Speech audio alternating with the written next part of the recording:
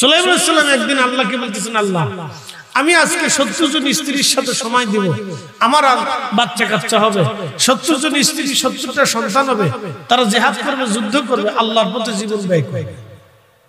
কিন্তু ইনশাআল্লাহ পাই নাই। কি কয় নাই?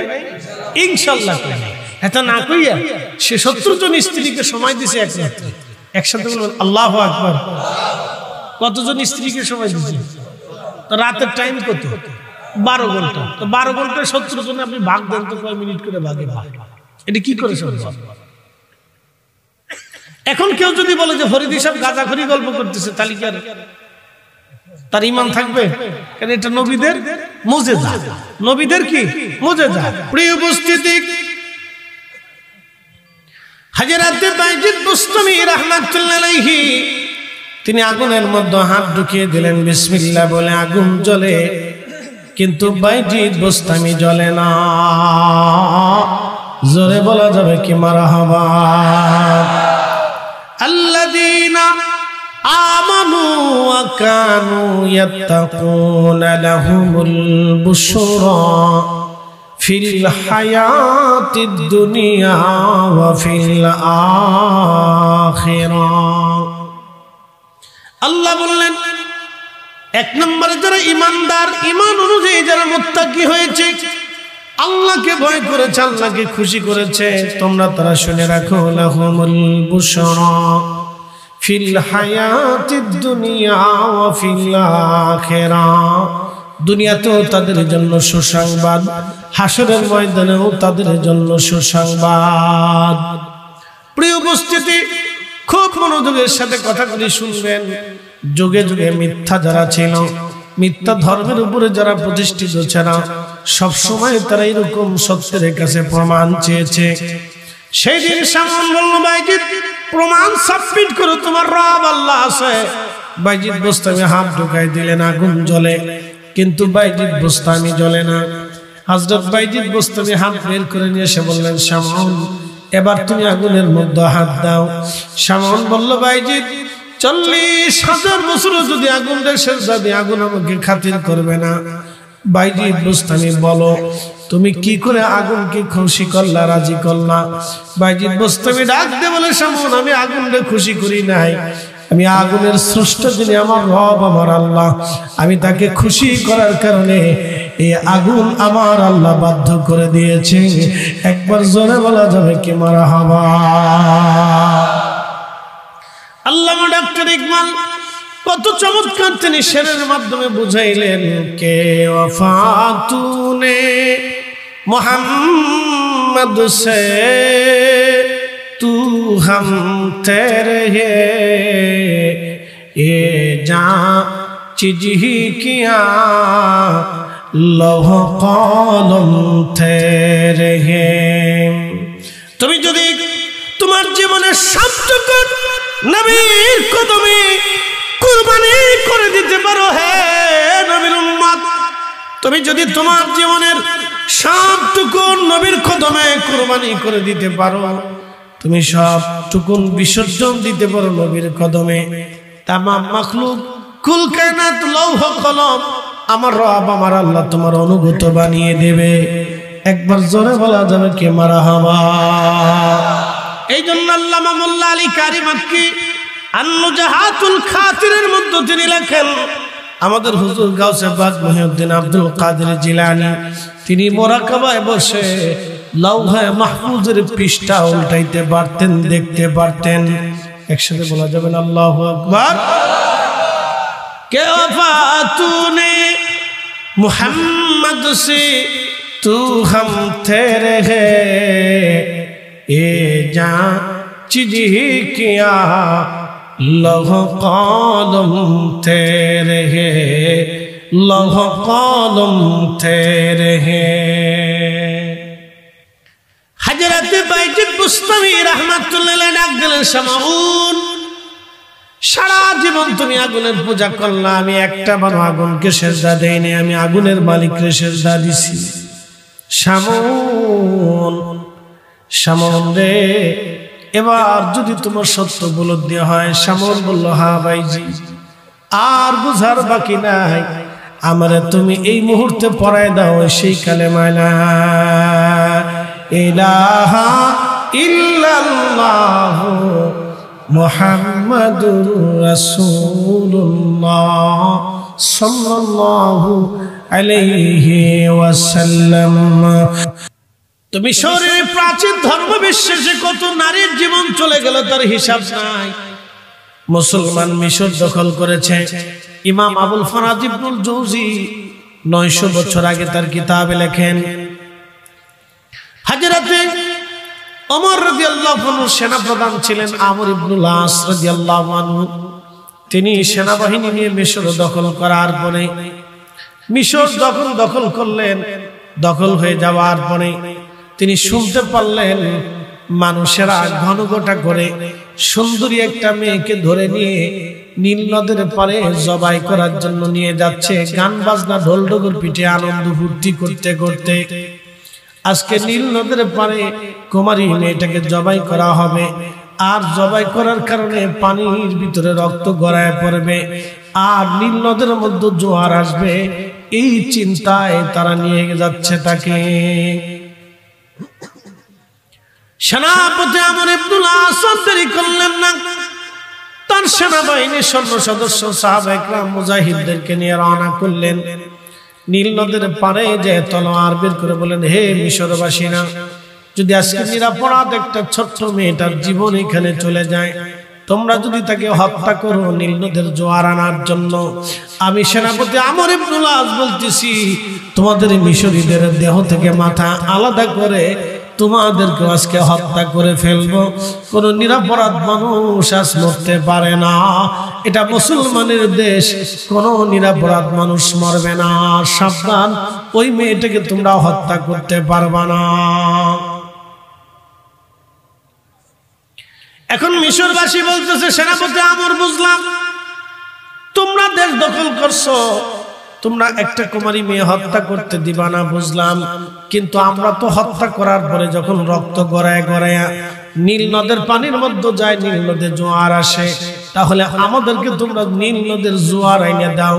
আমরা জীবনেও কোনোদিন আর কোনো কুমারী নারী হত্যা করব না, কিন্তু শর্ত হলো তোমরা নীল নদের জোয়ার এনে দিবা।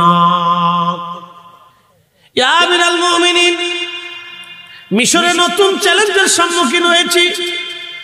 মিশরীদের ধর্ম বিশ্বাস হলো তারা একটা কুমারী নারীকে প্রত্যেক বছরে নীল নদের পানিতে, এই নীল নদের পানিতে কিনারে জবাই দেয়।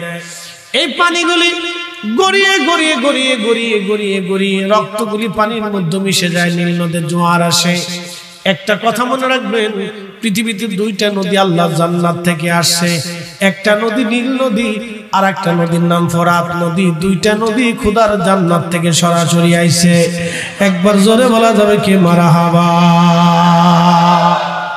প্রিয় উপস্থিতি, আল্লাহর নবী রাহমাতুল লিল আলামিন 1450 বছর আগে যা বলেছিলেন তাই হবে। নবী আর একটা কথা বলে গেছেন, আমার উম্মতরে তোমাদের মধ্যে আমাতুস সালাহ, আমার উম্মতরা নামাজ মেরে ফেলবে, তারা নামাজ পড়বে না, তারা নামাজ পড়তে চাবে না। ঠিকই তাই, আজকে দেখবেন জুমার দিনে কত মুসল্লি হলো, আসরে রক্তে মুসল্লি নাই, মাগরিবে আরো নাই, এশা রক্তে খোঁজ নাই, ফজরে রক্তে হারিকেন ধরেও খুঁজে পাওয়া যায় না। তাহলে উম্মত নামাজ মেরে ফেলে দিয়েছে, এটা চিরসত্য। আল্লাহর নবী যা বললেন তাই হবে। প্রিয় নবী বলেন, ওয়াদাউল আমানা, আমার উম্মতের ভিতরে আমানতের খেয়ানত বাড়বে, এত পরিমাণে হবে বাপ ছেলেকে বিশ্বাস করবে না। যার কারণে দেখবেন এখন বাবারা ছেলেদেরকে বিশ্বাস করে না। চিন্তা করে ওর নামে জমি জমা যদি সব দিয়ে দেয়, পোলা যদি অন্য বিটি লইয়া ভাগ্যে চলে যায়, তাহলে আমার মাথায় বাড়ি।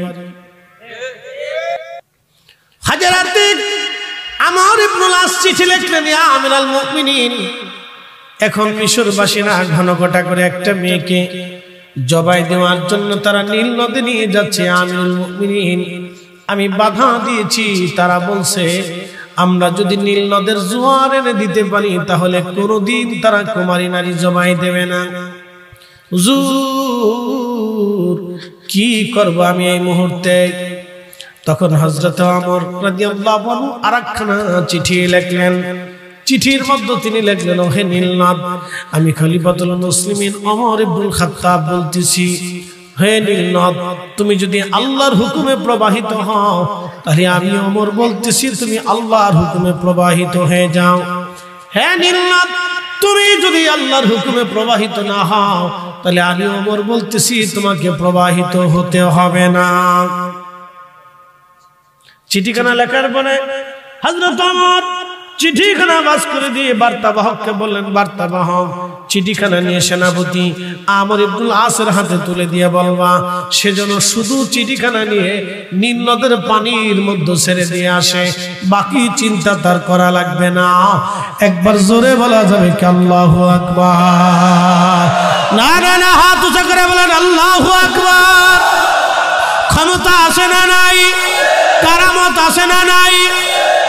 এখন আপনি যদি কেমনে সম্ভব, তো কেমনে আল্লাহর জিজ্ঞাসা। প্রিয় উপস্থিতি, বলে কেমনে সম্ভব? এগুলো হচ্ছে কারামত। কি করে সম্ভব? কোন ব্যাখ্যা বৈজ্ঞানিক ভাবে দেওয়া সম্ভব না, শরীয়তেও দেওয়া সম্ভব না। শুধু এতটুকুনি জানি, তুমি যদি আমার রবের হয়ে যাও তামাম কুল কায়নাত তোমার হয়ে যাবে। তুমি যদি আমার রবের হও তামাম কুল কায়নাত তোমার হবে। তুমি যদি ওলি হও তামাম সৃষ্টি তোমার হবে। আল্লাহ নিজে বলে দিয়েছেন, আলা ইন্না আউলিয়া আল্লাহি লা খাউফুন আলাইহিম ওয়ালা হুম ইয়াহজানুন। সহিহ বুখারীতে নবী বললেন, ওয়া ইন সালানি লাউতিয়ান্নাহু ওয়া লাইস্তাযানি লাউইজান্নাহু। তোমরা আমার ওলি যদি হইতে পারো, আমার ওলিরা যা চায় আমি আল্লাহ তাই দেই। চাইতে দেরি হয়, আমি আল্লাহ দিতে দেরি করি নাই। হযরত ওমর চিঠি লিখলেন নীল নদের জন্য।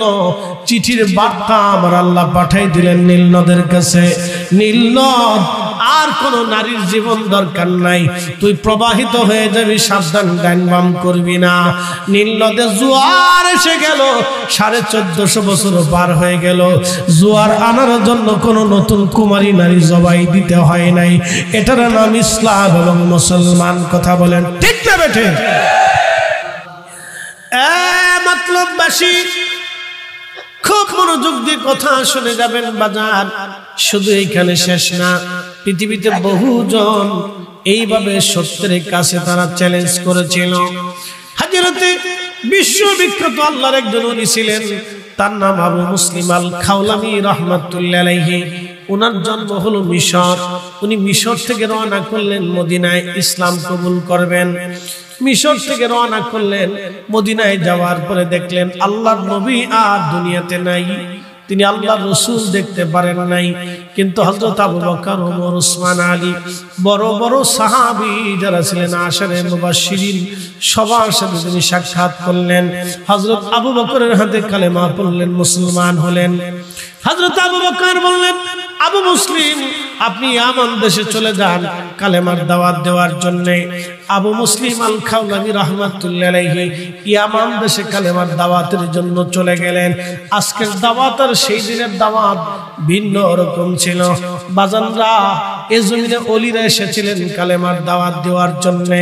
আজকে যারা ওলিদের বিরোধিতা করে, ওরা মূলত ইতিহাস বিকৃত করেছে, ভুলে গেছে। ওরা জানে না খাজা বাবা আজমিরি যদি সেই দিন আজমির থেকে পানিপত প্রান্তরে ধুলি নিক্ষেপ করতে না পারতেন, তাহলে আজকে এই উপমহাদেশে কালেমার স্বাদ আমরা পেতাম না। শাহজালাল আমিনী মুজাররিদি সেই দিন যদি জায়নামাজ নদীর উপরে বিছাইয়া সুরমা নদী পার না হতে পারতেন, তাহলে আজকে এই বাংলাদেশে কালেমার স্বাদ আমরা পেতাম না। সেই দিন যদি মুজাদ্দিদ আল ফিসানি সরহিন্দি ফারুকী রাদিয়াল্লাহু আনহু সম্রাট জাহাঙ্গীরের সিংহের খাঁচার ভিতরে, সিংহের সামনে যদি ক্ষুধার্ত সিংহের সামনে সালাত আদায় করতে না পারতেন, তাহলে দ্বীন ইলাহি জমিন থেকে বিতাড়িত হতো না। ইসলাম এদেশে কায়েম কখনো আর সম্ভব হতো না। আজকে কালেমার স্বাদ আপনাদের আমাদের নসিব হতো না। ইসলাম এসেছে আউলিয়া কিরামগণের হাত ধরে। যারা আল্লাহর ওলিদেরকেও অস্বীকার করে, মূলত আমি ফরিদি মনে করি তারা নিজের বাপকেও অস্বীকার করে।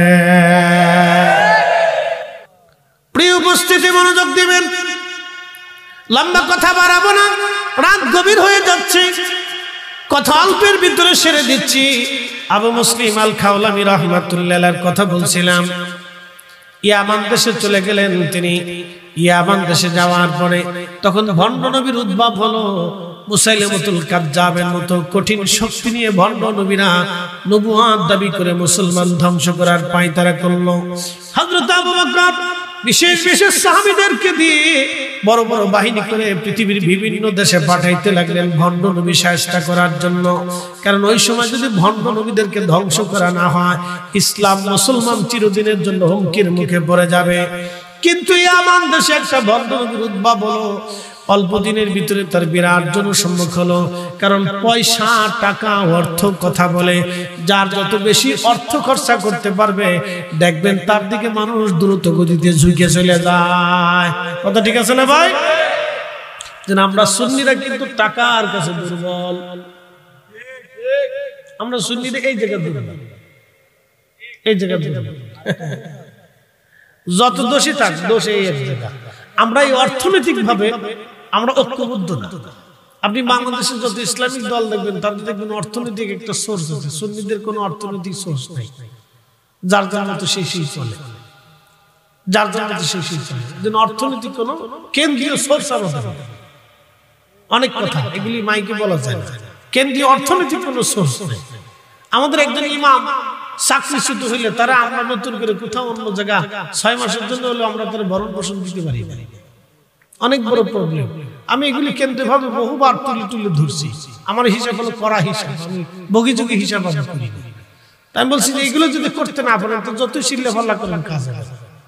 আমাদের আলেমদেরকে প্রোটেকশন দিতে হবে। প্রোটেকশন ছাড়া কোনো আলেম কোনো স্থানে এদেরকে একজন আলেমের ধরেন একটি ইমামের চাকরি চলে গেছে, কারণ ইমামতির চাকরির তো কোনো গ্যারান্টি নেই। এই সভাপতি বেজার হয়ে গেলে চাকরি শেষ। সেক্রেটারি রাখো শুনে তোমার চাকরি দেওয়া দেখাইতেছি দাঁড়াও। কোন মুসল্লিও যদি একটু বেজার হয়ে যায়, দেখো ইমাম তুমি কেমনে থাকো, আমি দেখাইতেছি দাঁড়াও। কি কথা কর না জোরে বলে। আচ্ছা, একটা বিড়ির দাম কত? আমি সর্বনিম্নটাই ধরে, হ্যাঁ 5 টাকা তো না, এখন দাম বাড়াইছে না ইনুস সাহেব আবার কি জন্য দাম বাড়াইছে? এর ভিতরে বিড়ি আছে না? আচ্ছা, বিড়ির দাম 100 টাকা করে একটা করলে পর আরো ভালো হতো। তাহলে আমি ডক্টর ইউনূসকে বলতাম ঠিক আছে, আপনি কামটা ভালো করছেন, আর কি কইতাম। তো যাই হোক, এই মনে করেন যে বিড়ির দাম 10 টাকা, তো একজনের প্রত্যেকদিন কয়টা বিড়ি খায়? 10টা খায় না? যারা খান শরম টরম পাইন না, লজ্জার সময় কিছু নেই, অভ্যাস হয়ে গেছে। আমি জোর করে বন্ধ করাইতে পারতেছি না। যাদের অভ্যাস হয়ে গেছে তো হয়ে গেছে, এখন কি করবেন? ছাড়তেই। আমি হিসাব করে বুঝাইতেছি, প্রত্যেক দিন যদি 10টা বিড়ি খান তাহলে 100 টাকা খরচা, মাসে গেল 3000 টাকা খরচা। আমি এক মুরব্বী জিজ্ঞেস, মুরব্বী বিড়ি কয়টা খান? কয় চাচা 60টা বিড়ি খাই। আমি বললাম আপনি মানুষ না দিন, যাই করে আমার বিড়ি লাগবে। আমাকে খা, আর কি করবো? খাইয়ে যদি বেহেশতে যাইতে পারেন আর কি করবেন? চেষ্টা করেন, কি করবেন? 60টি বিড়ি লাগে আপনার, আপনি খান কোন সময়? যে সময় সুযোগ পাই এই সময় টানে ঘুমে তুইটা টানেন। এর লেগে আমি একদিন বাথরুমে ঢুকছি, আমি বিড়ির গন্ধ। কিরে, বাথরুম থেকে বেরে কেয়ারটেকারের 10 টাকা দিয়ে বললাম, বেটা এই পরিষ্কার করতে পারছ না, ভিতরে বিড়ির গন্ধ। তো হুজুর আপনার আগে যে ঢুকছিল বিড়ি টানছে। তাই বললাম বাথরুমে বিড়িটা রেখে গাছ গাছালি নিচে দোকানে পাটে কত জায়গা আছে। হুজুর ওই বিড়ি না টানলে বলে ক্লিয়ার হয় না। বুঝে নেবার উপর দিয়ে টানে নিচ দিয়ে ক্লিয়ার হয়, উপর দিয়ে টানে নিচ দিয়ে ক্লিয়ার হয়। বিড়ি হেরে ধরে ফেলছে, চাচা তোমার ছাড়া যাবে না, বিড়ি ধরে ফেলছে। তার একবারে ব্লাডের সাথে একটা কানেকশন হয়ে গেছে, বুঝতে পারছেন? ব্লাডের সাথে কানেকশন হয়ে গেছে। তো খুব মনোযোগ দেন, এই এটা ছাড়তে হবে। তো প্রত্যেক মাসে একজনে 3000 টাকা বিড়ির বিষয়ে খরচা করে। তারা যদি বলেন ভাই রে, মসজিদের এই ইমাম সাহেবের বেতন বাবদ 500 টাকা দেয়, 6 মাসও দেয়। কি কথা কর না কেন? ইমামের বেতন কত আজকে হিসাব দিয়ে যায়? বলেন আপনারা, বলেন আপনারা বলেন, আমি বলতাম না। ইমামের বেতন কত আপনারা বলেন? 8 থেকে, জোরে বলেন, 8 থেকে 10,000, 5,000ও আছে। আমি এক জায়গায় গেছি, আমার ফরিদপুরে বলি ইমামের কত বেতন থাকে? হুজুর 2000 টাকা দেয়। আমি তো আপনার পুরো গ্রাম শুদ্ধ আগুন ধরে দেওয়ার দরকার। কেন? আপনার 2000 টাকা একজন মানুষের বেতন দেন, আপনাদের লজ্জা করে না?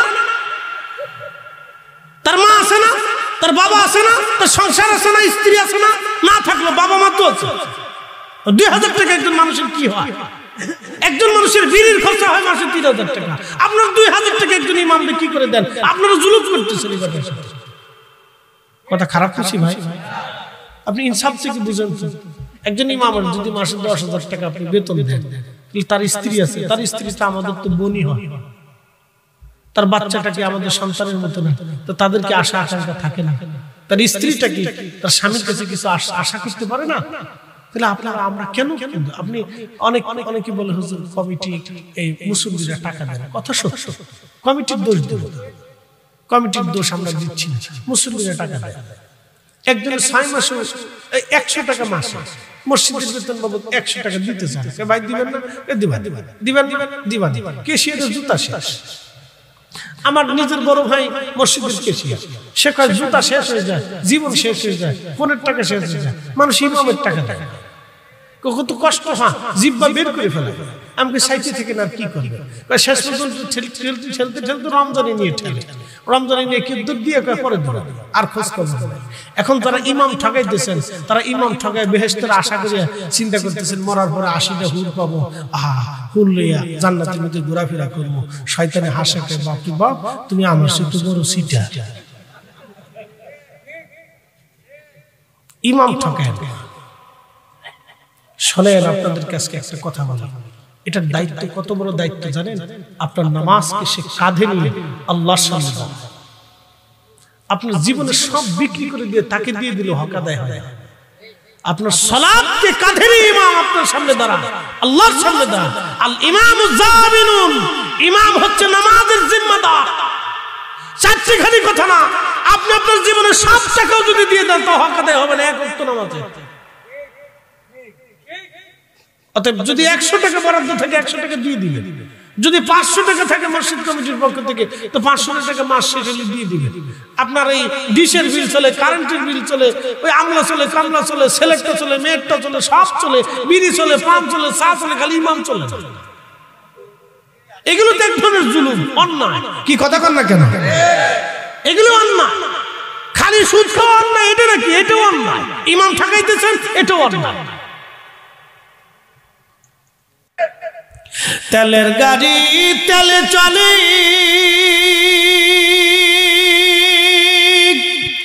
হাওয়ার গাড়ি হাওয়ায় উড়ে, বিনা তেলে চালাই গাড়ি নবী সুলাইমান।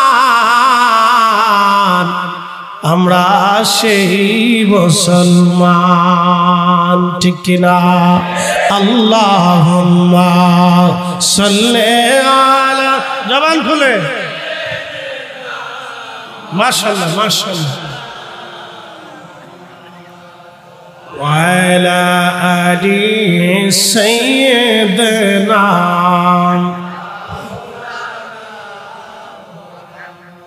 কখনো তোমাকে যদি ভুলি, হেদায়েতের আলো জেলে নিও কাছে তুলি, ঠাই দিও প্রিয়তম অগমহিয়ান। তুমি রহমান, তুমি মেহেরবান, অন্ধ গাহে না শুধু তোমার গুণগান, বুঝায়া বুঝে না তবু শান। তুমি রহমান, তুমি মেহেরবান। সুলাইমান আলাইহিস সালামের 1000 স্ত্রী ছিল। একসাথে বলবেন আল্লাহু আকবার। কত হাজার? একসাথে বলেন। আপনি একটার জ্বালায় জান শেষ। কথা খারাপ কিছু ভাই? একটা ঠেলায় আমরা বাঙালিদের জান শেষ। 2-3টে যার ঘরে আছে, আমার বসুন্ধরা 1 মিটার 2 বউ গলায় দড়ি দিয়ে মরে গেছে, নিজে বোর জ্বালায় মরে গেছে। দুনিয়া থাকুন না, বোর ফেরাই পড়ে এই স্বামী গলায় দড়ি দিয়ে মরে গেছে।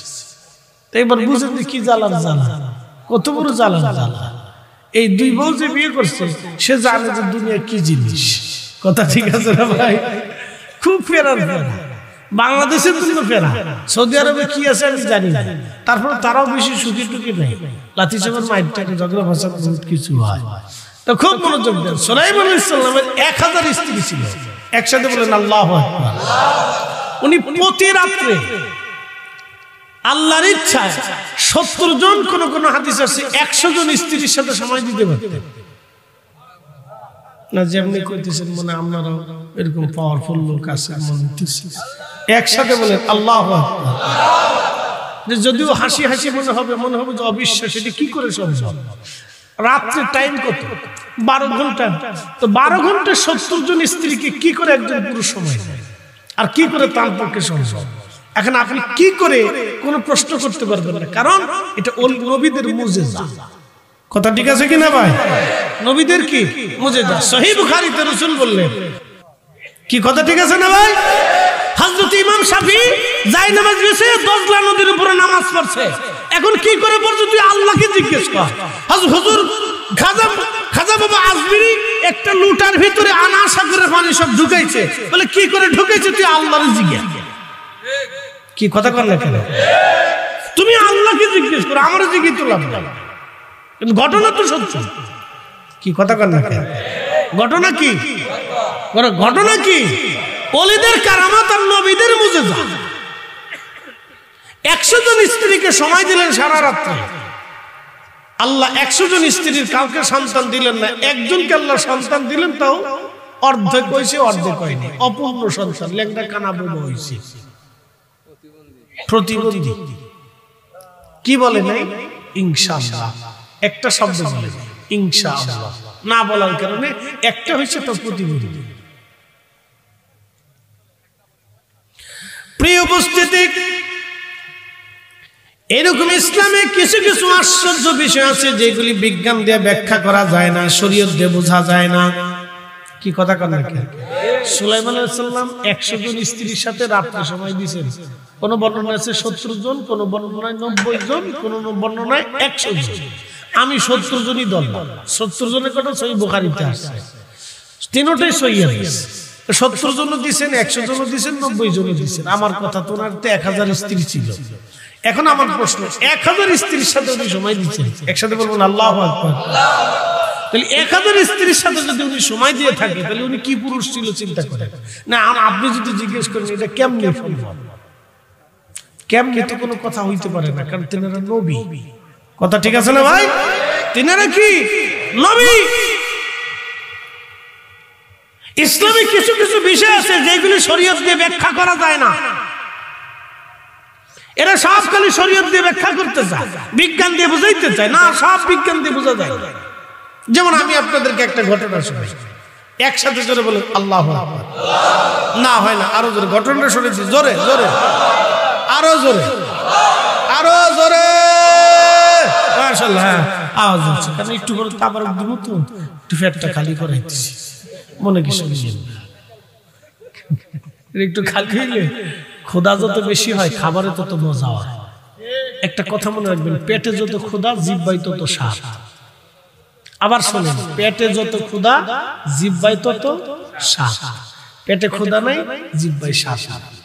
যত ক্ষুধা বেশি হবে জিহ্বায় তত স্বাদ বাড়বে।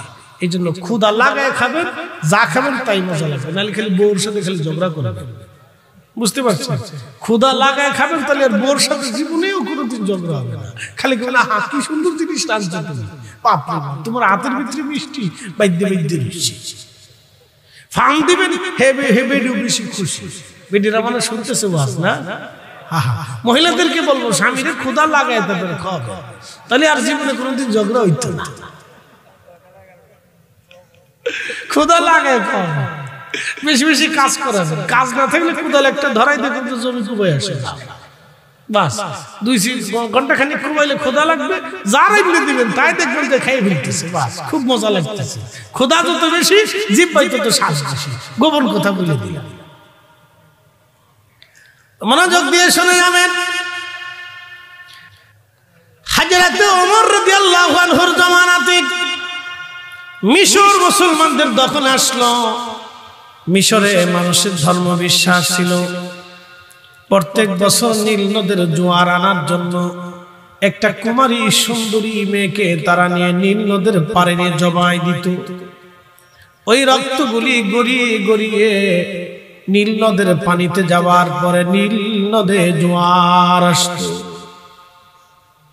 আমাদের দেশে যারা সনাতনী আছেন, হিন্দু আছে, প্রাচীনকালে হিন্দুদের একটা ধর্ম বিশ্বাস ছিল, কোন স্বামী যদি মারা যাইতো তাহলে স্ত্রীকেও জীবন্ত স্বামীর সাথে পুড়িয়ে মারা হতো। কথা ঠিক আছে না ভাই? এটা কি বলতো? সতী সতীদাহ প্রথা। লা হাওলা ওয়ালা কুওয়াতা ইল্লা বিল্লাহ। কত নারীর জীবন চলে গেল, আগুনে পুড়ে গেল। বলে তারা বলতো স্বামী স্বর্গে যাবে, স্ত্রীকে একসাথে স্বামী স্ত্রী দুইজনের স্বর্গে পাঠাই দিতেছে, জীবন্ত মানুষ মেরে দিয়ে স্বর্গে পাঠাইতেছে। এর থেকে বড় ভুল ব্যাখ্যা পৃথিবীতে আর কিছু হতে পারে ভাই? একবারে কত বড় ভ্রান্ত বিশ্বাস, একবারে নিকৃষ্ট একটা ভ্রান্ত বিশ্বাস জন্ম দিয়ে কত জীবন্ত মানুষকে আগুনে পুড়িয়ে মারছে, তার হিসাব নাই। তারা আবার গরু খাওয়ার নাম দিয়ে ভারতে মুসলমানদেরকে পিটে আর কয় জয় শ্রীরাম কয়, পিটিয়ে পিটিয়ে মুসলমানদেরকে মারে। তারা মুসলমানদেরকে পিটে পিটে পিটে পিটে ভারতে মুসলমানদেরকে মারে আর কয় কয় জয় শ্রীরাম, বল জয় শ্রীরাম। এই অবস্থা। এ মুসলমান খুব মনোযোগ দেবেন, একসাথে বলেন আল্লাহু আকবার। চ্যালেঞ্জে পড়ছে না সেনাপতি আমর ইবনুল আস, চ্যালেঞ্জে পড়ে গেছে। তিনি চিন্তা করলেন এই কাজটা আমার দ্বারা সম্ভব না, তাহলে আমার তো একজন খলিফা আছে, আমার তো একজন প্রধান আছে, রাষ্ট্রপ্রধানের কাছে বলে। তা আমাদের দেশের তো রাষ্ট্রপ্রধান যারা তারা তো মুইতেও পানি না। আসতে কন কেন ডরান আপনারা, জোরে বলে মুইতেও তো ঠিক মতো পানি না। যা সত্য তাই বলছি, কথা খারাপ কিছু ভাই? খারাপ করি, আমি খারাপ করি, যে সত্যটা বলছি। হ্যাঁ সব করে ঠিক মতো পানি নিতে পারে, কেমন তাও বুঝে না। তারা রাষ্ট্রপ্রধান ওই বসে কতজন আল্লাহ জানে, কতজন হয়ে গেছে আল্লাহ জানে। তো যাই হোক, আমাদের কপাল বন্ধ আর কি। তো মনোযোগ দেন, সেনাপতি আমর ইবনুল আস চিন্তা করলো আমার তো একজন রাষ্ট্রপ্রধান আছে, খলিফাতুল মুসলিমিন হযরত ওমর, আমি তার কাছে একটা চিঠি লিখি। তো চিঠি লিখছে। এই জন্য দুইটা নদী কখনো শুকায় না, কিন্তু ফোরাত নদী কিয়ামতের আগে শুকিয়ে যাবে। সহিহ বুখারীর কিতাবুল ফিতানে আছে আলামতুস সুগরার সর্বশেষ আলামত, শুনে যান। আলামতুস সুগরার সর্বশেষ আলামতের পর্যায়ে এই নীল নদ ফোরাত নদী শুকিয়ে যাবে, সামনের পাহাড় ভেসে উঠবে। এই সামনের পাহাড়ের দখল নিয়ে পৃথিবীতে যুদ্ধ শুরু হবে। এই যুদ্ধটা কোনো বিশ্বযুদ্ধ না, এটা মহাযুদ্ধ হবে। গ্রামের পৃথিবীর প্রত্যেকটা গ্রাম অঞ্চল পরিবার এলাকা মহল্লা এই যুদ্ধে জড়িয়ে যাবে। 100 জনে 99 জন মার্ডার হবে, একজন বেঁচে থাকবে। বর্তমান পৃথিবীতে 800 কোটি। যদি এখনই ফোরাত নদী জেগে উঠে, স্বর্ণের বহর জেগে উঠে, তাহলে এখনই এই যুদ্ধটা শুরু হবে। সারা পৃথিবী ব্যাপী যুদ্ধে প্রলয়ঙ্করী রূপ নিবে, মহাযুদ্ধ হবে। শুধু বিশ্বযুদ্ধ না, এটা বিশ্বযুদ্ধ বলে ভুল হবে, মহাযুদ্ধ। প্রত্যেকটা গ্রাম ওয়ার্ড এলাকা পাড়া মহল্লা পরিবার বাড়ি যুদ্ধে জড়িয়ে যাবে। এই যুদ্ধে এত ভয়ানক হবে 100 জনে 99 জন মারা যাবে, একজন বেঁচে থাকবে। বলেন রাসূল যাহা বলছে সত্য না মিথ্যা? জোরে বলেন। আমরা সুন্নি যারা, আমরা বিশ্বাস করি আল্লাহর পরেই নবী। আল্লাহ যা বলছে নবী তা বলছে, আল্লাহ সত্য বলছে রাসূলও সত্য বলছে। আল্লাহ যেইভাবে মানতে হবে নবী সেইভাবে মানতে হবে। আল্লাহকে পাইতে হলে রাসূল পাইতে হবে। কথা কন না, ঠিক আছে না? আমরা সুন্নিদের বিশ্বাস কি আল্লাহ পাইতে হলে আগে নবী পাইতে হবে। কথা ঠিক আছে না ভাই? কথা ক্লিয়ার না ভেজাল আছে? আল্লাহ পাইতে হলে আগে কাকে পাইতে হবে? নবী পাইতে হবে। রাসূল যা বলছে তাই হবে। কি কথা কন না কেন? হবে নি? রাসূল যা বলছে তাই হবে, ডানবাম কিছু হবে।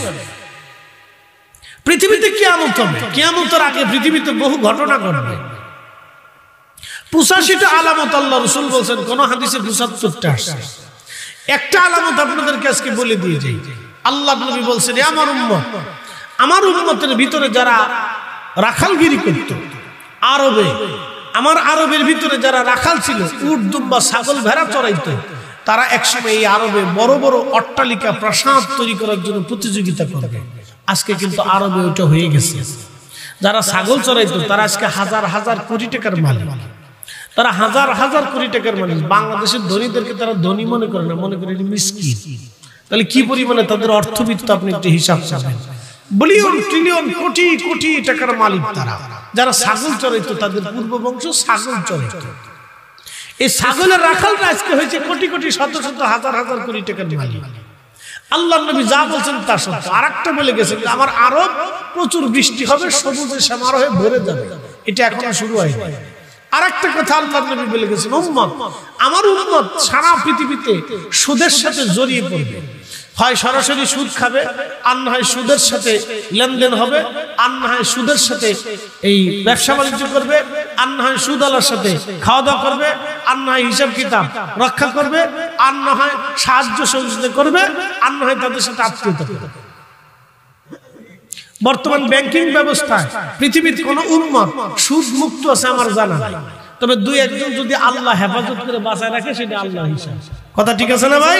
তাহলে এই কথা আল্লাহ রাসূলের কথা সত্য হয়ে গেছে। তারপরে যা আর কিছু যদি বাড়াই টানাই করি, তাহলে পরে পাবলিক কবে যে হুজুর লোক বালা না, তাহলে আমি আর ওইদিকে গেলাম টেলাম না, এই পর্যন্ত সীমানা রাখলাম। কারণ আমরা তো দোষ বেশি, শেষে করবো যে এটা হবে তার দালাল, এটা হেতার দালাল, এই তো চলে গেলে হে দালাল, এই চলে গেলে হে দালাল। আমরা কারো দালালের দরকার নাই। আমরা রসুলের ক্যাম্বাসারি করি, অলিদের ক্যাম্বাসারি করি। এদেশের রাজনৈতিক পথ যত পরিবর্তনই হোক, শাহজালাল ঠিকই থাকবে। কথা কন না কেন? কাদেরিয়া, চিশতিয়া, নকশবন্দিয়া ঠিকই থাকবে। কিন্তু বিভিন্ন রাজনৈতিক দল আজ আছে কাল নাই, কাল আছে কাল নাই, পরের দিন আছে পরের দিন নাই। কোনটা আসে কোনটা পলায় তার কোনো হিসাব কিতাব নাই।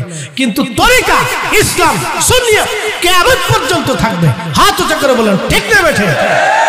এই জন্য আমরা আউলিয়া কেরামের গোলামি করি, আমরা আউলিয়া কেরামের দালালি করি। এখন যে যেটা মনে করুক করুক, ও সাথে আমরা দেখার টাইম নেই। কথা কন লেখা ঠিক আছে না ভাই? রাজনীতি যার যারটা নিশিকে পরিতাপ। প্রিয় উপস্থিতি, খুব মনোযোগ দিয়ে শুনে। তাহলে বোঝা গেল আল্লাহ নবী যা বলছে, সুদ পৃথিবীর রন্দে রন্দে রন্দে রন্দে ছড়িয়ে যাবে। আমরা এখানে যারা আছি, অধিক লোকের সাথে ব্যাংকের সাথে অ্যাকাউন্ট আছে। কথা কন না কেন? জোরে বলে। আপনি সুদ না খাইলেও ব্যাংকে টাকা রাখতেছে, ওই টাকা দিয়ে ব্যাংকওয়ালারা ব্যবসা করে। কথা ঠিক আছে না ভাই? তাহলে ব্যাংকের সুদের আপনার টাকা দিয়ে তারা ব্যবসা করে, তারা কিছু সহযোগিতা পাইতেছে। তার অর্থ হলো আপনিও কিছু তাদেরকে হেল্প করতেছেন। আমার টাকাও ব্যাংকে পড়ে গেছে, আমি অনিচ্ছা সত্ত্বেও আমার টাকাটা ব্যাংকে পড়ে থাকতেছে। 1 মাস থাকুক আর 2 মাস থাকুক, 3 মাস থাকুক আর 6 মাস থাকুক, ব্যাংক ওই টাকা দিয়ে কিন্তু ঠিকই তারা ব্যবসা বাণিজ্য লেনদেন চালাই দিতেছে। কথা ঠিক আছে না ভাই? তাহলে বোঝা গেল আল্লাহর নবী যা বলছে এটা ঠিক। জোরে বলেন ঠিক কি না? এখন বলেন হুজুর তাহলে উপায় কি? উপায় হলো এই কঠিন সময়ে আল্লাহর নবীর সুন্নতকে একেবারে কামড় দিয়ে ধরে আঁকড়ে ধরে ধরে। কথা ঠিক আছে না ভাই? একবার আঁকড়ে ধরে থাকার চেষ্টা করা, যতটুকু পারা যায় সেফ থাকা। কথা ঠিক আছে না? এর বাহিরে তো আমাদের কোনো ক্ষমতা আছে নাই কিছু করার। টাকা যদি ব্যাংকে না রাখেন, তাহলে ঘরের ভিতরে চলে যাবে। কি কথা ঠিক আছে না? এই জন্য লেনদেন করতেই হবে। পজিশন আমাদের এখন ভিন্ন রকম হয়ে গেছে, কিছু করার। কথা কি খারাপ হয়েছে ভাই? আপনি আজ থেকে 30 বছর আগের হিসাব করেন। কত বছর? 30 বছর আগে একটা ছেলে একটা মেয়েকে নিয়ে ভেগে চলে যাবে, এটা কল্পনাও করতো না। 50 বছর আগে এটা ভাবনা তো আনতো না। বাবা মার সিদ্ধান্ত ছাড়া তো সে সময় কোনো বিয়ে থা হতো না। আর কোন বাড়ির কোন মহিলা যদি বেপরদায় রাস্তায় চলতো, তো ওই দেশের ইমাম ওই বাড়িতে খাবার খাইতো না। কথা ঠিক আছে না ভাই? এখন তো আমাদের সবার সার্টিফিকেট আছে, আছে না?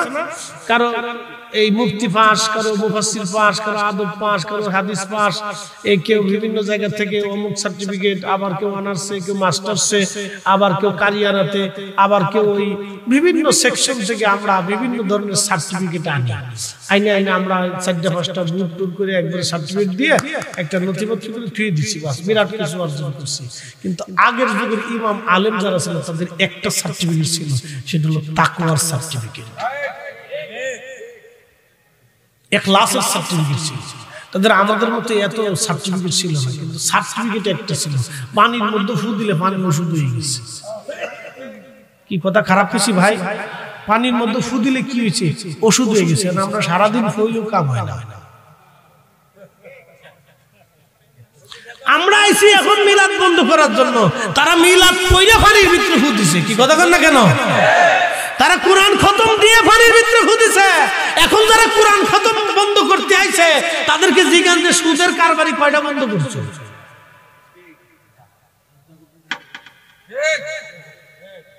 বুঝে তারপরে যাবেন। আমি কারো মন্দ বলার জন্য আসি নাই। যারাই এদেশে নবীর দুরূদ সালাম বন্ধ করার জন্য উঠে পড়ে লাগছে যে মিলাদুন নবীর মাহফিল বেদাত এটা বন্ধ করে দাও, তো বন্ধ করে দিলাম। মশাই, আপনি পতিতালয় কয়টা বন্ধ করছেন? কি কথা কন না কেন? আমি মিলাদুন নবীর মাহফিল বন্ধ করলাম, বুঝলাম আপনি ফতোয়া মারতেছেন, বন্ধ হয়ে গেল। তা আপনি পতিতা কয়টা নারীরে পতিতাল থেকে আইনে আপনি থেকে মুক্ত করছেন বলে এই বেলায় নাই? আপনি রাসূলের দুরূদ মিলাদ সালাম বন্ধ করার জন্য আইছেন না? আল্লাহ আপনার লেগে দুনিয়াত পাঠাইছে, ভোগী না? আপনার কোরআন খতম বন্ধ করার জন্য আল্লাহ দেশে পাঠাইছে না? আজ পর্যন্ত একটি এনজিও বন্ধ করতে পারেন নাই। আপনি আইছেন কোরআন খতম বন্ধ করার জন্য, আপনি আইছেন দোয়া বন্ধ করার জন্য, আজ পর্যন্ত পারলেন না। এই একটা বেহায়াপনা বন্ধ করার জন্য, একটা কনসার্ট বন্ধ করার জন্য আজ পর্যন্ত পারলেন না। আপনি একটা পতিতালয় বন্ধ করার জন্য, আপনি আইছেন আজকে দোয়া বন্ধ করার জন্য নাকি? এগুলির লাগে আল্লাহ আপনার পাঠাইছে। এ দশা হচ্ছে আমাদের, যে কাজ করার দরকার না সেটা করতেছে, যেটা করার দরকার সেটার খবর নাই। আপনাদের বুঝাটার জন্য আমি সূক্ষ্ম পয়েন্ট আপনাদেরকে বলে দিয়ে গেলাম। ভোগীযোগীতে দেশ গেছে বুঝি। আচ্ছা, আপনাদেরকে একটা কথা বলি আজকে, ছোট্ট পয়েন্ট বুঝে যাবে। আমাদের দেশের ভাইদের কথা হলো যে ফাতেহার, এক মিনিট, ফাতেহার দোয়া করলে খাওয়া যাবে না, খাইলে দোয়া করা যাবে না। নতুন একটা ফতোয়া নিয়েছে। আচ্ছা, বুঝলাম, আপনি খাইলেন না বা দোয়া করলেন না বা ফাতিহার খাবার আপনার কাছে হারাম। এখন আমি যদি জিজ্ঞেস করি, ভাই সুদখোরের বাড়ি দাওয়াত খান কেন? সুদখোরের টাকা মাদ্রাসায় নেন কেন? সুদখোরের টাকা মসজিদে নেন কেন? সুদখোরের মসজিদের সভাপতি বানান কেন? সুদখোরের মাদ্রাসার সেক্রেটারি বানান কেন? ঘুষ করে আপনি মাদ্রাসার ক্যাশিয়ার বানান কেন? জবাব দিতে পারবেন না। আপনি ফাতিহার খাবার হারাম বানাইতেছেন, আপনি সুদখোরের দাবার টাকাটা ঠিকই নিতেছেন। এক মুখে দুই নীতি, এক জীবনে দুই কাজ, দুই নীতি। তো কি বলবেন? বললে তো আমরা বেদাতি। কি কথা বুঝেন নাই মনে হয়? কথা কি খারাপ হয়েছে ভাই? আমি তো লাইন মতো বলতেছি, কাউরে গালি টালি তো দিতেছি না, কাউরে গালি টালি দিতেছি। এটা বোঝাটা জরুরি, ঝগড়া তো কিছু না। তাহলে ফাতিহা বন্ধ করে লাভ হইল কার? দোয়া বন্ধ করে লাভ হইল কার? দুরূদ বন্ধ করে লাভ হইল কার? কোরআন খতম বন্ধ করে লাভ হইল কার? একমাত্র শয়তানের লাভ হয়েছে, আর কারো লাভ না। যদি আপনি এগুলি বন্ধ করে একটা পতিতালয় বন্ধ করতে পারতেন, তাহলে বুঝতাম যে 50-50 একটা বন্ধ হয়েছে আর একটা বন্ধ হয়েছে 50-50। তা আপনি তো কোনোটাই পারেন, তো লাভ হইল কি? লাভ হয়েছে শয়তান। এই জন্য এই জমিন আল্লাহর জমিনে আল্লাহর কোরআনের খতম চলবে, আল্লাহর জমিনে রাসূলের দুরূদ সালাম চলবে, আল্লাহর জমিনে আল্লাহর কাছে দোয়া চলবে। কথা বলেন না কেন? ঠিক কি না? আগে ফতোয়া টতোয়া নিয়ে তারা গাঁটটি মুখা বাইন্ধে কম্বলের নিচে নিয়ে রাত ভরে শুয়ে থাকে। কথা খারাপ হয়েছি? চলবে নি? দোয়া খায়ের চলবে নি? ফাতিহা চলবে নি? মিলাদ মাহফিল চলবে নি?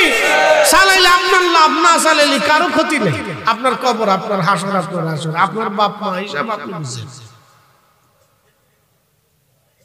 ছেলে চিন্তা করতেছে মা মরে গেছে, আমি বেঁচে গেছি, বাঁচেন নাই। আপনি যতদিন পৃথিবীতে বেঁচে আছেন ততদিন মা আপনার কাছে হক পাইতে থাকবে। যদি মিটে না যান, মক্কার ইমাম হলেও নাজাতের রাস্তা নাই। যদি বাবা মার হক মিটায় না যাইতে পারেন, মদিনার ইমাম হলেও নাজাতের রাস্তা নাই। বলে দিলাম, কথা ক্লিয়ার, কাপ জাবরা কি নেই। যত বড় বক্তা হন কাজ হবেন না, কিন্তু যত বড় তাহাজ্জুদ গুজারি হন কাজ হবে না। কিন্তু সাহাবী জিজ্ঞেস করলেন, ইয়া রাসূলুল্লাহ, তাহলে আব্বা আম্মার হক কি করে আদায় করব? বলে বেশি বেশি করে দোয়া করো। একসাথে বলবেন না মারহাবা? কি করো? জোরে বলেন, কি করো? আরো জোরে, আরো জোরে। তো দোয়া বন্ধ করতে আইছে কেন? আমরা কি দোয়া বন্ধ করার ফতোয়া দিছি? আমরা তো চাই ঘরে ঘরে দোয়া চলুক। কথা ঠিক আছে না? ঘরে ঘরে কোরআন খতম চলুক। হেরা কয় এইগুলি তারা প্রতিষ্ঠিত করতেছে, কিছু পয়সা করে তারা পকেটে পায়। আমরা কিছু পয়সা করে পাই, তা আমরা পয়সা করে দিয়ে বিল্ডিং বানাইতেছি, আর ওরা কুড়ে ঘরে থাকে। মনে হয় আর কি এমন ভাব লইছে যে ওরা কুড়ে ঘরে থাকে। আবার 1000 টাকার নোট একটা দিয়ে দোয়া চাইলে 32 দাঁত বার করে কি দরকার ছিল, না দিলে তো খুশি কেন ভাই? এক কাজে দুই নীতি, কারণটা কি? আমি ভাইলে তুমি বেজার হও, আর তুমি ভাইলে তুমি খুশি হও, কারণটা কি? টাকা কি আমরা মানুষের পকেটে নিয়ে যাই? মানুষ খুশি হয়ে আমরা দেয়। কেন দেয়? আমরা আলেম। আমাদেরকে কোরআন হাদিসের দিকে তাকাই, নবীর সুন্নতের দিকে তাকাই মানুষ আমাদের সম্মান করে। কথা ঠিক আছে না ভাই? আর এটা কিয়ামত পর্যন্ত যদি সম্মান না করে, তাহলে ইলম বিলুপ্ত হয়ে যাবে। পৃথিবীতে আলেম থাকবে না, ইলম ধ্বংস হয়ে যাবে। যতদিন মানুষ আলেমদেরকে সম্মান করবে, ততদিন আলেম তৈরি হতে থাকবে। আপনি আমারও সম্মান করছেন না, তাহলে এই যে 10 জনে দেখার পরে সে একদিন চিন্তা করে, তাহলে আমার ছেলেটারও আমি আলেম বানাই। ইমাম সাহেব হুজুর যখন নামাজ পড়ে, তখন এই কেরাতটা শোনার পরে এই এক মুসল্লি চিন্তা করে, আরে আমার এই ইমাম সাহেব হুজুরের মতো আমার ছেলেটাকে যদি আলেম বানাইতে পারতাম, তো সেও এই মাদ্রাসায় ভর্তি করে আলেম বানানোর চেষ্টা করে। কি ভাই আমার, আমরা তো মানুষের পকেট থেকে জোর করে টাকা উঠাই নিয়ে আসি না যে ভাই তোমার টাকাটা আমাকে দিয়ে দাও। মানুষ খুশি হয়ে 500 টাকা হাতে দিয়ে বলে হুজুর দোয়া কর। দোয়া চায় আমার কাছে, টেন্ডার মেন্ডার টাকা পয়সা, এই সরকারি অনুদান কিছু চাই না, শুধু একটু দোয়া চায়। কথা ঠিক আছে না ভাই? আর আমরা এগুলো কিছু দিতেও পারি না, আমরা একটু দোয়া করতে পারি, আল্লাহ তোমার বান্দার দোয়া আছে, তুমি দয়া করে কবুল করো আল্লাহ। এছাড়া তো আমাদের আর কিছু দেওয়ার নেই। দেওয়ার আছে ভাই? আমরা কি কিছু দিতে পারি? দেয় কে? দেয় কে? কোন ওলি কি নিজের পক্ষ থেকে কিছু দিতে পারে আল্লাহ ছাড়া? ওলিরাও আল্লাহর কাছ থেকে চাইয়া আইনে দেয়। কথা ঠিক আছে না ভাই? আমরা সুন্নিরা বিশ্বাস করি ওলিরা নিজেদের পক্ষ থেকে কিছু দিতে পারে না, ওলিরা আল্লাহর কাছ থেকে চেয়ে এনে আমাদেরকে দেয়।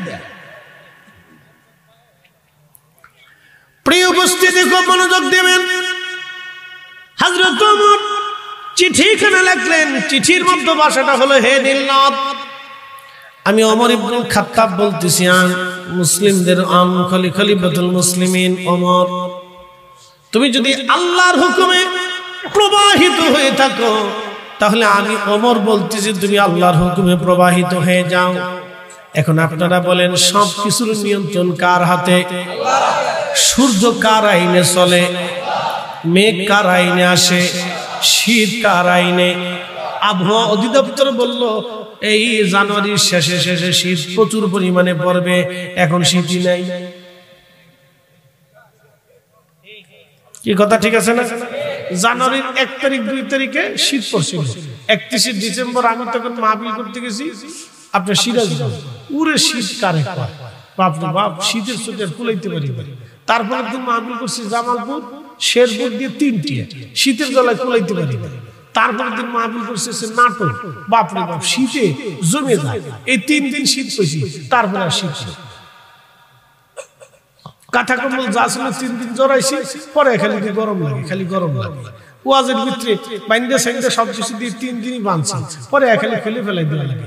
এর লেগে আজকে কিছু গাইটাই দিই, দেখেন না কায়েক দিয়ে চলিয়েছি, যা ঝামেলা করে লাভ নাই। তো খুব মনোযোগ দেন, শীত আল্লাহর আইন না, শীত আনার জন্য আবার পূজা টুজা দেওয়া লাগে। আমরা জানি জানি ডিসেম্বর জানুয়ারিতে শীত আসবে, পূজা দিলেও আসবে না দিলেও আসবে। কথা ঠিক আছে না ভাই? এরপরে ফেব্রুয়ারি মার্চে যে বসন্ত আসবে, পূজা দিলেও আসবে না দিলেও আসবে। এরপরে যে গ্রীষ্মকাল আসবে, আপনার এই প্রচন্ড গরম, জ্যৈষ্ঠী এই আষাঢ় মাসে, জ্যৈষ্ঠী মাসে, বৈশাখের জ্যৈষ্ঠী মাসে প্রচন্ড গরম পড়বে। গরমে কাপড় চোপড় খুলে শেষে বাতাস মারা লাগবে। ওটা পূজা দিলেও আসবে না দিলেও আসবে। দেখে না না একসাথে বলুন, কে দেয়? এটা কি আবহাওয়া অধিদপ্তরের বিধানে না আল্লাহর বিধানে? প্রত্যেক বছরে বাংলাদেশে 6টা ঋতু আসে, এটা আল্লাহর আইনে আসে, আমাদের কোনো এখানে হাত নাই। গত বছর সিলেটে প্রতিদিন বৃষ্টি নামে, বাংলাদেশের অন্য কোথাও বৃষ্টি নেই। এত হুজুরা সলাতুল ইস্তিসকা বললো, আমাদের দেশের বড় বড় শায়েখরা বললো, কিন্তু বৃষ্টি দিল না। তা বোঝা গেল কি শায়েখের দোয়া কবুল হয় না। কিন্তু শাহজালালের দেশে বৃষ্টি নামলো কেন? ও শাহজালাল ঘুমায় বসে এই জন্য। কথা কথা ঠিক আছে না ভাই? কথা ক্লিয়ার, রেজাল্ট নেই। কালকে ওয়াজ শোনার পর অনেকে আমরা গেলি দূর হুজুর লোক বালা বালা।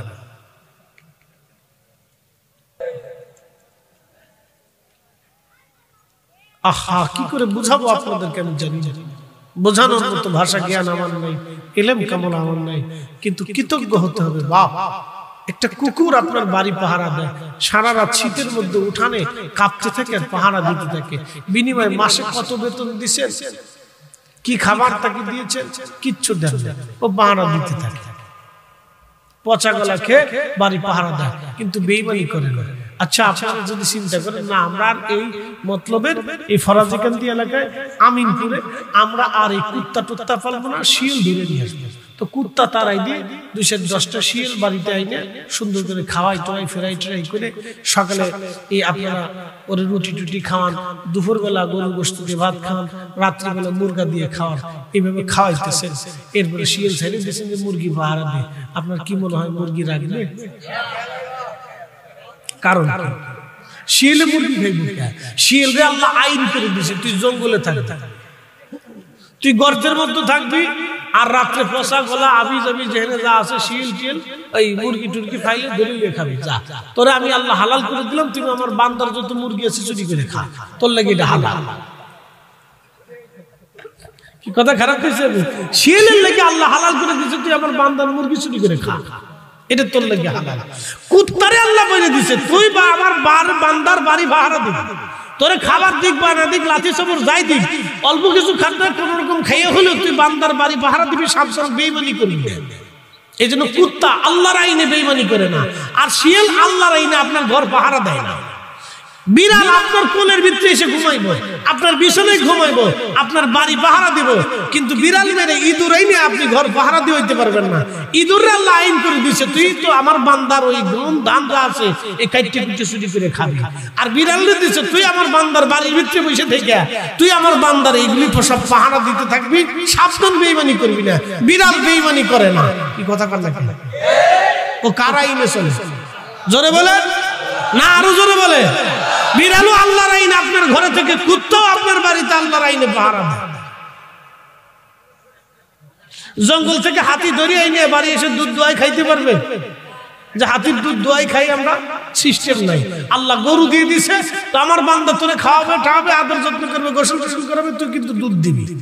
এই জন্য গরু কিন্তু আপনার দুধ ঠিকই দেয়, আর গরু কিন্তু ইচ্ছা করলে আপনার লাঠি 2 সাইডে দিয়ে আপনার দাঁত টাত ফেলে দিয়ে হসপিটাল ভর্তি করাইতে পারত, কিন্তু লাঠি সবর দেয় না। জানে যে আমার মালিক আমার খাবার দিছে, তারে দুধ দিতে হবে।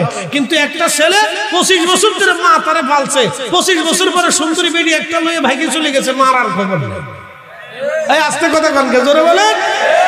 তার মানে বুঝে গেল এই ফুলা পালার চাইতে কুত্তা পালা ভালো। কথা ক্লিয়ার না ভেজাল আছে? একবারে ক্লিয়ার কথা বলে দিচ্ছি, কাটসাট কথা, কোনো বাকি ঝুঁকি নাই। ভাব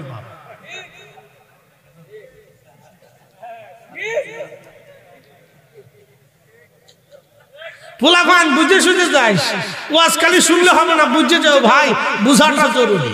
বাড়ি পর্যন্ত নিয়ে যাই ভাই, সুন্দরী পাগলের পরিবার যায় না, জরিনা মর্জিনা সরচিনা এই জেলা বেডিরাও আমার কথা শুনতেছে, আপনারা শুনে টুরে যায়, বুঝে শুনে যায়। খালি স্বামী বিদেশ থেকে টাকা পাঠাইলে ফুরুত করিয়া মার্কেটে দৌড় দিয়ে বিরাট হুজুর এতক্ষণ বালা আছে, এখন করলো নাকি এই হুজুর আর দাওয়াত দেওয়া যেত না, এত সময় হুজুর বালা, ওখানে হুজুর হিট পেরে দিলে একবারে জাগাম তো হিট করে দিচ্ছে হুজুর শেষ। চালান পাতি শেষ করে দিল হুজুর। নারী জাতিদেরকে বলতেছি শোনেন, পুরুষরা বিদেশে কি পরিশ্রম করে এটা ভাষায় প্রকাশ করা যাবে না, নিজ চোখে দেখে আসা। মধ্যপ্রাচ্যে যারা থাকে যে কি কষ্ট তারা করে, বিদেশিরা কিন্তু আমাদেরকে আরাম করে খাওয়ায় না। বাংলাদেশে কেউ যদি আকামা যারা আছে আকামে ঘুরে ফিরেও খায়, তারপরে সে কম বেশি খাইতে পারে, কিন্তু বিদেশে ঘুরে ফিরে খাওয়ানোর কোনো সুযোগ নাই। কি কথা কন না কেন? আপনি ইউরোপে চলে যান, কোটি কোটি টাকা বিলিয়ন ট্রিলিয়ন ঘুরে ফিরে খাওয়ার কোনো সুযোগ নেই, কিন্তু বাংলাদেশে 6 মাস হলো ঘুরে ঘুরে খেতে পারে।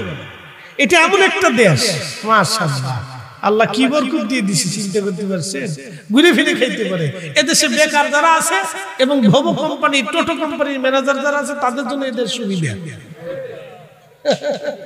টোটো কোম্পানির ম্যানেজার, টোটো কোম্পানি বুঝছেন, তারা খালি ঘুরে ঘুরে বেড়ায়, কাম কাজ নেই, খালি বাপের হোটেলে খেয়ে বেড়ায়, ঘুরে বেড়ায়, মোটরসাইকেল একটা পালি পিছনে দিয়ে ঘুম ঘুম ঘুম ঘুম ঘুম, কাজ নাই। এটা নাম দিয়েছি টোটো কোম্পানির ম্যানেজার, খালি ঘুরে ঘুরে বেড়ায়, আর কোনো কাজ নাই। বাংলাদেশ তাদের জন্য খুব সুবিধার দেশ। আপনি ইউরোপে চলে যান, আমেরিকায় চলে যান, কাজ ছাড়া 7 দিনও থাকতে পারবেন না। আপনি সৌদি আরব যান, কাজ ছাড়া আপনাকে কেউ বাদ দেবে না, কাজ করে খাইতে হবে। তো বিদেশে যারা কাজ করতে যায়, তারা কাজ করে দেশে টাকা পাঠায়। এর জন্য নারী জাতিদেরকে বলবো, স্বামী বিদেশ থাকলে তার অর্থবিত্তকে একটু গুছাই গেছে, সুন্দর করে সাজাই গুজে রাখেন, খালি খরচা করে দেন।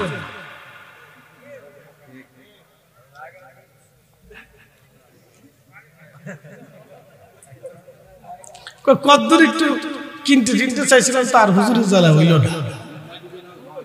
সারা বছর বদদুয়া দিতে থাকতাম ভালো, তবু হক কথা কইতে হবে। হ্যাঁ, বুঝাতে গেলে তো চলেই গেল, ওটা তো কুত্তার চাইতেও খারাপ। কি কথা কর না কে? আমি তো কুত্তা দিয়ে বুঝাই না, মানুষ বড় অকৃতজ্ঞ। কুকুর আল্লাহর একটা সৃষ্টি, আল্লাহ মানুষকে বুঝাই দিচ্ছে, দেখ আমার সৃষ্টি একটা কুকুর তোমার বাড়ি পাহারা দেয়, ও বেঈমানি করে। একটা বিড়াল আপনার সাথে বেঈমানি করবে, ও আপনি ওর আদর করবেন, খাবার দিবেন, দেখবেন যেখান থেকে বাচ্চা কাচ্চা নিয়ে এসে আপনি ঘরের ভিতরে এসে ও জানে আমার মালিক আমাকে তাড়াবে না। মালিকের প্রতি কত বড় একটা বিশ্বাস। আপনি যদি গলার মধ্যে ছুরিও ধরেন, তো দেখবেন যে বিশ্বাস করে মালিক আমাকে মারবে। আপনি দেখেন একটা প্রাণী সে মালিককে কি করে বিশ্বাস করে, কিন্তু একটা বাবা তার সন্তান যখন বিশ্বাস করতে পারতেছে, বাপ কেন? আমরা সর্বশ্রেষ্ঠ জাতি, পৃথিবীর শ্রেষ্ঠ জাতি আল্লাহ, আশরাফুল মাখলুকাত আল্লাহ আমরা বানাইছে। নিজেরা মারামারি করে, সময় একটা আরেকটারে খুন করে ফেলায়, কিন্তু কুত্তায় কুত্তায় মারামারি করে কোনো খুন খারাপ হয় না। বিড়ালে বিড়ালে মারামারি করে খুন খারাপ হয় না, কিন্তু মানুষ মানুষে মারামারি করলে খুন খারাপ হয়। আমরা আশরাফুল মাখলুকাত, তো মানুষ হয়েছে কিনা এটা চিন্তা করে। মুসলমানের হিসাব আরো পরে আসে। যেই ছেলে 25 বছর পরে বাপ মারে ঘর থেকে বের করে দিল। আমার ঢাকা ফ্ল্যাটে মহিলা আছে, ছেলে কোটি কোটি টাকার ব্যবসা করে, আরে মার জায়গাটা ছেলের বাড়িতে হয় না। একটা বৃদ্ধাকালে একটা মা, বৃদ্ধকালে একজন বাবা সন্তান নাতি নাতি নিয়ে না থাকাটা তার চাইতে জীবনের সবচেয়ে বড় অভিশাপ। আপনি তারে রিমান্ডে দিচ্ছেন যে আপনি তো আপনার বাবা মারে কাছে না রেখে আপনি ফ্ল্যাট ভাড়া করে দিচ্ছেন। এখন নতুন সিস্টেমে যে বৃদ্ধাশ্রমে দেয় না, কত বড় সিটা, বউয়ের জ্বালা ওই ফ্ল্যাট ভাড়া করে দেয়, মা তোমরা এখানে থাকো। ফ্ল্যাট ভাড়া করে, ঢাকা ফ্ল্যাটে ভাড়া করে দেয় না, ফ্ল্যাট কিনে দেয়, তোমরা এখানে থাকো। এখানে থাকলে তোমার বৌমা কেঞ্জাম ফাসাদ করে, ঝগড়া ফাসাদ করে, ভাল লাগে না, তোমরা বুড়া মানুষ, তোমরা আলাদা থাকো। আচ্ছা বলুন তো, নাতি নাতকুর সারা বৃদ্ধকালে একজন বুড়ার বুড়ির জন্য এর চাইতে বড় শাস্তি আর কি হতে পারে? হ্যাঁ, বৃদ্ধ বাবা মা জীবনের শেষ সময় কি চায়? তার নাতি নাতকুর সাথে সময় কাটাবে, বাচ্চা কাচ্চার সাথে একসাথে খাবে, একসাথে থাকবে, একসাথে বড় হবে। একদিন বৃদ্ধাশ্রমে এক মুরব্বীর কথা শুনে আমি রমজান মাসে বসে বসে কাঁদছি এবং চিন্তা করলাম, আহা কত তো সত্য। সে বলতেছে, দেখেন আমার 4টে বেটা, বলতেছে আমার 4টে সন্তান, আমার ছোট্ট পার্টি নিয়ে ছোট্ট ঘরে 4টে সন্তানের খাবার হলো, জায়গা হলো, থাকতে হলো, একসাথে ঘুমাইলাম। আজকে 4টে সন্তানের ঘরে আমার বাপ মার জায়গা হয় না, 4টে সন্তানের পাতিলে আমাদের জন্য 4 মুঠো খাবার হয় না। ছি ছি, এর চেয়ে কষ্টের কথা পৃথিবীতে কি হতে পারে? কি হতে পারে?